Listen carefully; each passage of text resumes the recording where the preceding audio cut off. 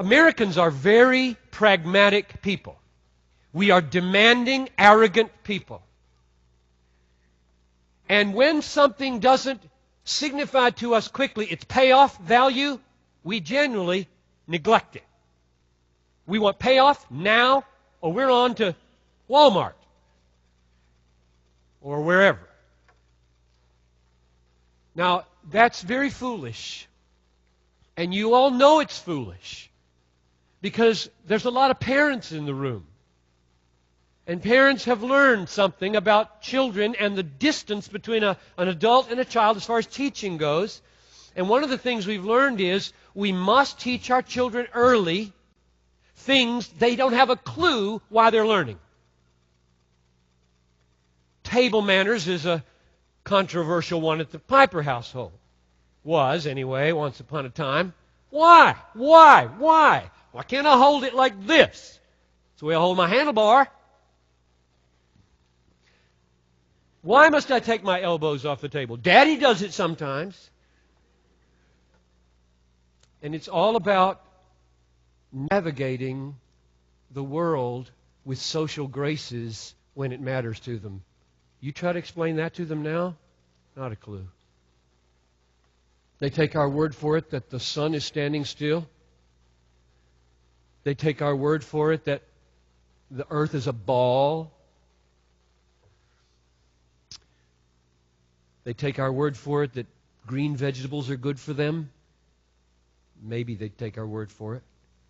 The little bag of rat poison in the cupboard will kill you. Children have to know many things before they can know why it's good for them to know. If that's true with the little bit of difference between an adult and a child,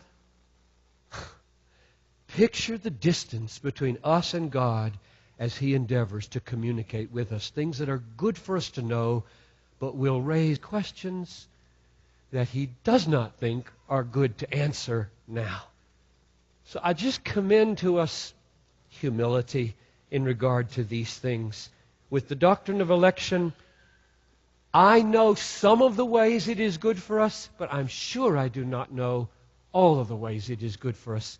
Which leads me to my second pastoral observation, and it's one of the ways that the doctrine is good for us. It goes like this. The doctrine of election has a strong tendency to make a church rigorous about the truth and about doctrine, the Scriptures, and so to keep us from drifting into doctrinal indifference and cultural conformity. Let me say that again. The doctrine of election, when it lands on a people, is faithfully biblically taught in right proportions, has the tendency, I don't want to overstate it, to make a church more rigorous in its thinking about the Bible and about doctrine, and thus keep us from becoming doctrinally indifferent and conformity to culture. The doctrine of election gives a firmness, kind of backbone to flabby minds. It tends to produce robust, thoughtful Christians who are not swept away by trendy, man-centered ideas. It has, and history has proved this, I'd love to tell you stories from Spurgeon's day and Edwards' day and other days. It has a preservative power that work to keep other doctrines from being diluted. It's a remarkable story in history about what this doctrine is able to do and what happens when it is forsaken. It has the tendency to press on our minds a God-centered world view. Now, I want to give you an illustration of the relevance of this very hour in our history in America from Charles Colson, Chuck Colson. He just wrote in the December issue of Christianity Today, the closing article, which he usually writes once a month or so, I think, and it's about postmodernity, he defines it like this: the philosophy that claims there is no transcendent truth, which is the governing philosophy in American intellectual life and a lot of cultural life.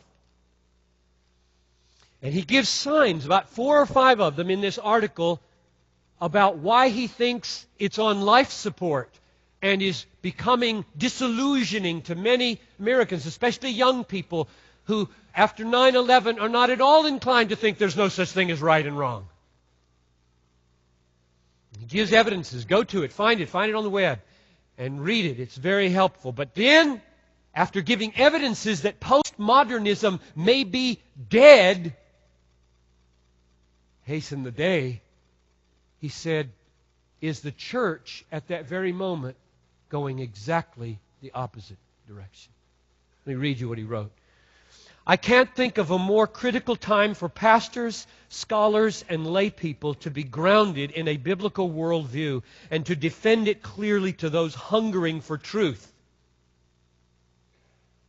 But are we prepared for such a challenge? George Barna recently completed a tour of American churches and came back with a dismaying report that most church and lay leaders, 90% according to one survey, have no understanding of worldview. How are we going to contend with competing philosophies if we're not even rooted in our own truth system? Ironically, just as there seem to be encouraging signs in the culture, there are also signs that the church is dumbing down, moving from a word-driven message to an image and emotion-driven message. Parenthesis, he says. I didn't write this, he did. Note how many Christian radio stations have recently converted from talk to preaching, presenting all music. From talk and preaching to all music, close parenthesis.